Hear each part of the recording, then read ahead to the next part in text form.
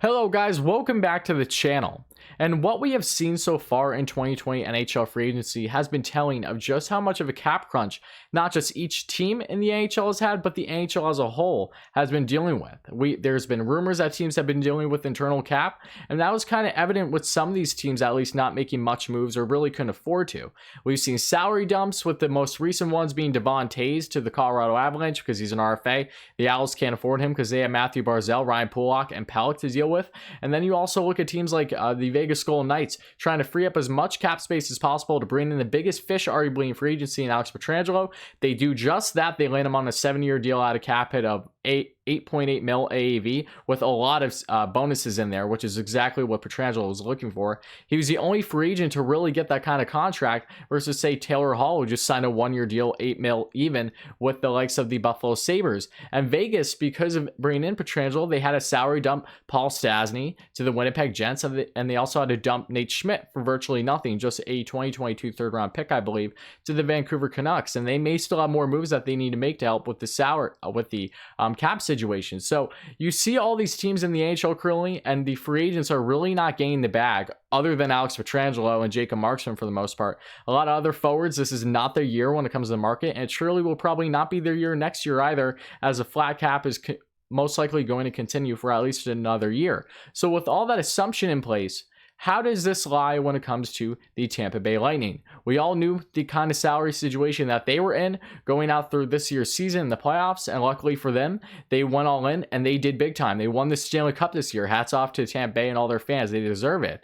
But now that that has happened, ever since then, Brisebois, their GM, has been working effortlessly to try to free up this cap because they have 3 key RFAs that we all know that they desperately want to try and keep. And that's Mikhail Sergarchev on defense, another defenseman, Eric Cernak, and centerman Anthony Cirelli. These are all very young and coveted players in the AHL that basically any other team in the AHL, if they could afford them, would absolutely love them on their roster. So Brisebois has a lot of decisions to make, and we've all seen reports of a lot of forwards that are committed long-term to Tampa that are really on full no move or no trade clauses that very well could be on their way out. And the players I've highlighted for this video today especially are Tyler Johnson, Alex Killorn, and yes, their captain, Steven Stamkos. Now, before I go further, you're probably saying there's no way they're going to get rid of Stammer. I agree. It does seem very far-fetched.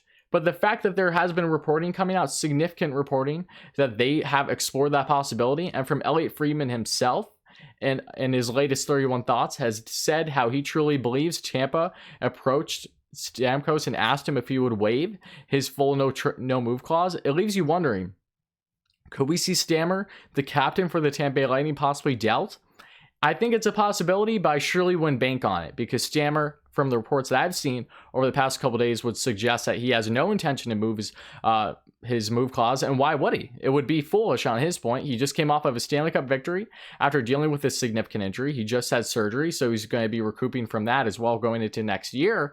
So Stammer has been the franchise for the Tampa Bay Lightning really ever since he was drafted all those years ago, and to suggest that he would want to leave Tampa would be quite silly.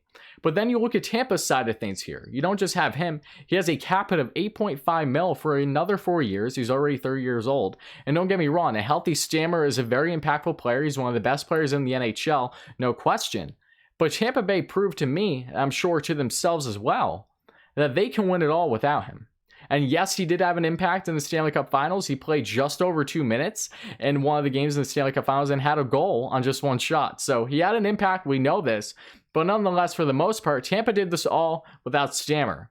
And I think Brisebois is under the impression that we have such a cap situation right now where if there is that possibility to move Stammer's contract, it would not easily, but it would drastically change the direction this offseason or going forward in keeping these RFAs and a lot of core pieces to have, say, a run for back-to-back Stanley Cups next year. Because then you look at these other contracts on the team. Let's look at Tyler Johnson, for instance. Johnson, who was rumored to get traded, Tampa, Brisebois addressed him shortly after the Stanley Cup victory, how they want to move that contract, and he made his list because he currently has a full no trade clause, but he gave his, I believe, 8 to 10 team list of teams he would be interested in. And because of the fact that a trade was not significant in time for them to really start freeing up cap, they just threw him on waivers, which is kind of disrespectful for the likes of Johnson, who's an NHLer, no doubt. And because of his contract of the 30-year-old has a cap hit of $5 million for another 4 years. No one picked up that contract when he hit waivers just over this past week. And because of that, now he cleared waivers and he very well could be buried in the AHL starting next year, which is something that really Johnson doesn't deserve. Don't get me wrong, Johnson has hit his peak in his AHL career, I would say, but he's still a reliable centerman / winger, can play in your top 9, can contribute 35 to 40 plus points still. So the fact that they are very well possibly going to bury that contract if they can't deal it is just very alarming. I hope that isn't the case for Johnson, but to see him get cleared, knowing that really no one could pick up that contract because of everyone's issues currently with the cap, I think in other years there would be teams more interested, but given that and with the start of free agency, teams just couldn't commit to Johnson. I don't blame them there. It's a lot of cap for a lot of term for a guy who's going to be on the wrong side of 30 starting next year. So it leaves you wondering, what is going to happen with Tyler Johnson and Tampa Bay Lightning? I know that they want to deal that contract. I think they still can, but I think that relationship has really soured between the likes of Johnson and Tampa, because if I'm Johnson and I give my list of teams I would like to be dealt with, and I still get put on waivers and clear waivers, I understand that my connection with Tampa being there so long, and look, this is just my thought process behind what Johnson may be thinking. I could be completely wrong. But if I'm Johnson and this all happens to me right after the Stanley Cup, I probably don't want to stay in Tampa Bay. So if I'm him, I probably wouldn't even want to play another game for Tampa. But that's just my personal belief. Again, I could be completely wrong here. So Johnson, I know Tampa is still trying to get rid of heavily. And then you look at Alex Killorn as another trade candidate. Killorn had a fantastic year for Tampa, dealing with all the injuries, because Tampa has had some significant injuries in their lineup throughout this past season. He stepped up big in their top 6 and had a career-high season with his point production and had a strong playoff as well. And Killorn had the 31-year-old left winger has a modified no-trade clause, so he's one of those guys that can be easily susceptible to trade should a team take on his cap hit, and that's usually the biggest question given the flat cap currently with all these teams. He has a cap hit of $4.45 million for another 3 years. Again, Killorn, he's not a crazy, overwhelming player when it comes to his play, but he's a very solid top 6, top 9 winger that can really help balance your lineup no matter where you put him in the lineup. That's another thing about Killorn that I personally like. He's been bounced all throughout the lineup for Tampa Bay within these past 5 years, and that has not changed his game much at all. This year, he really took that next step, really as a late bloomer, but he just took full advantage of his opportunities that were given to him in that top 6, so I commend him for that. But now you have Killorn, who very well could be on his way out. So what teams would be interested in the likes of these players? And also mention 2 others that could possibly be on the block, but it'll be easier said than done to get rid of these contracts. Andre Palat, who had a fantastic playoff for the Tampa Bay Lightning, a very underrated one nonetheless, given all the stars stood out with the likes of Braden Point and Victor Hedman. But Palat, the 29-year-old winger, has a full no-trade clause as well, another one at a cap of $5.3 million for another 2 years. I think teams would definitely be interested in him. It's just a matter of taking on that contract. And then you look at Yanni Gourde, the 28-year-old forward, who still has 5 years left on his cap hit of $5.16 million. Tampa would love to get rid of that contract, I'm sure, but who is going to be the suitor? Who's going to take that on? He has a full no-trade clause as well.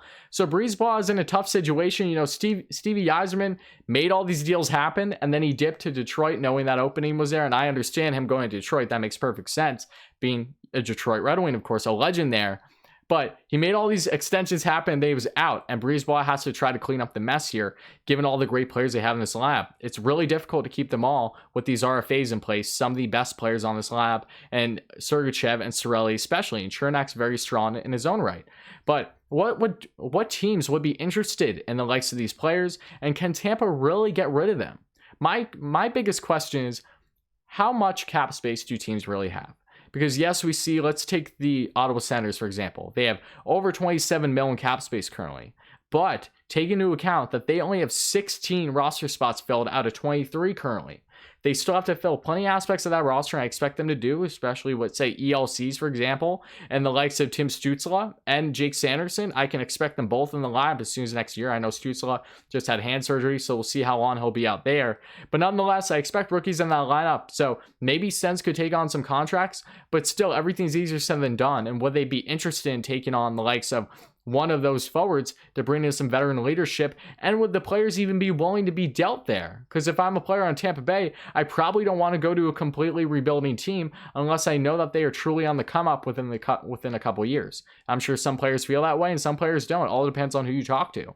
But then let's look at the Detroit Red Wings. They're a very interesting factor. Stevie Yzerman, their GM, their former GM for Tampa, made a bunch of amazing moves, literally put that team together essentially for Tampa to win the Stanley Cup this past year.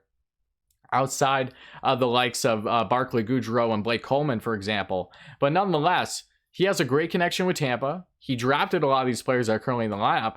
Would he be willing to, say, take on that captain of Tyler Johnson and possibly trade him back? I've seen rumors that I think Elliot Friedman and others have suggested in the hockey media that would say that possibly Tampa could ship off maybe one of their RFAs and Sergarchev or whomever and possibly have them re-sign with Detroit and then send them back the other way for a lot of assets. So I think Steve Yzerman, I think he's weighing his options. If Yzerman knows that he can get a boatload of assets to, say, hold on to a player temporarily or extend him, then I wouldn't see why he wouldn't do it. But that's still a high risk for Tampa at the end of the day if, say, Yzerman tricks them and says, oh, yeah, I'll take on Sergachev's contract, or Cirelli, for example, extends them, and then doesn't bother to ship him the other way. There is a lot of risk to that, and it's a very uncommon thing. I don't know if we've ever seen that in the NHL, or if we have. I would love to hear your comments down below as to when that has transpired, because I can't think of it off the top of my head.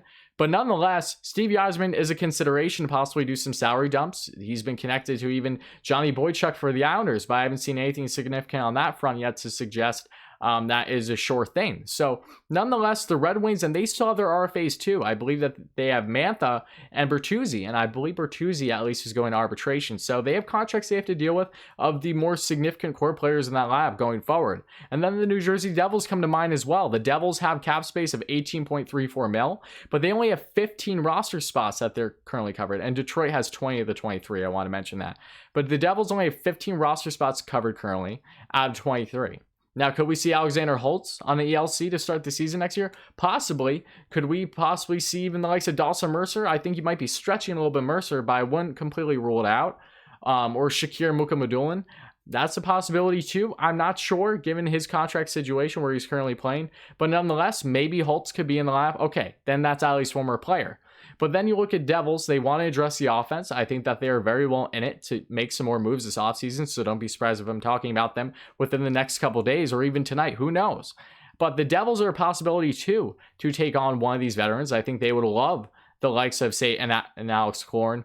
Even a Tyler Johnson, I don't think would hurt them, but Johnson being more of a natural center than a winger, I'm not sure how much they would love that to have Johnson, say, in their bottom six. But these are things to consider. I think they would enjoy that veteran leadership. They made deals with the Tampa Bay Lightning in the past with that Blake Coleman trade back at the trade deadline. So they have familiarity with each other. We know this, but would they commit? I'm not sure. And that's why I wanted to throw this out to you guys, because this has been a hot topic and it's kind of getting slept on since free agency and the draft happened. You know, what is Tampa going to do? They've been awfully quiet, and they have some of, if not the biggest RFAs currently, along with the likes of Matty Barzal and others. So would a team be interested in offering them? It's tough to say given the cap constraints for most teams in the NHL. I'd say it'd be stretching at this point, given that a lot of them don't nearly have as much cap as one would suggest on paper. So Tampa has a very tough situation right now, and Brisebois is working really religiously, I should say, to make these deals happen. Where are they going to go? I'm not sure. Do I expect deals to happen? Yes. But how many teams are committed to taking on such big cap hits of 5+ mil for long term? And a salary cap era currently where things are really not looking great given what's transpired over this past year. So I want to leave it to you guys in the comments below. What do you think is going to happen with Tampa this offseason? Do you think we're going to see some surprise trades with them? Do we think that they're going to be able to dump all the salary away and keep their RFAs maybe on bridge deals per se? I'm not sure, but I want to hear your thoughts as always. So let me know your thoughts in the comments below. What do you think is going to happen with the Tampa Bay Lightning this offseason? Do you think that they will make big moves? Do you think that they will, say, lose some significant players, whether it's in their the veterans like the Palots, the Johnsons, maybe even the Stamkoses of the world? Again, that's probably stretching it, but it would do them wonders if they could get rid of that contract. And I do not think it would hurt them personally. I know it would hurt the locker room, but when it comes to financially and who they are trying to keep, that Stammer contract would probably be their best bet to get rid of, but it surely isn't going to happen at this point in time. I don't see why Stammer would waive it, but I know it has been thrown out there. But let me know your thoughts in the comments. As always, guys, where are these guys going to go, if anywhere, or do you think Tampa is going to be able to manage all this? I'd love to hear your thoughts. But thank you all so much for checking out the video, guys. It means a ton. If you enjoyed it, hit that like and subscribe button. As always, it means a ton. Thank you so much for all the love and appreciation on the channel thus far. It means a ton, guys. I've had so much fun between the draft and free agency. A lot's been going on. A lot of great hockey content to discuss, and I've been enjoying every second of it with you lovely people. So thank you all again. Expect more videos out. Maybe some more videos today if we see signings or trades. I would like to talk about another team specifically that I may cover today, so we'll see what happens there. But nonetheless, I really appreciate you guys a lot, so thank you all again. And yeah, I think that's it. So thank you all so much, guys. Comment down below your thoughts as always, and I'll be back very, very soon.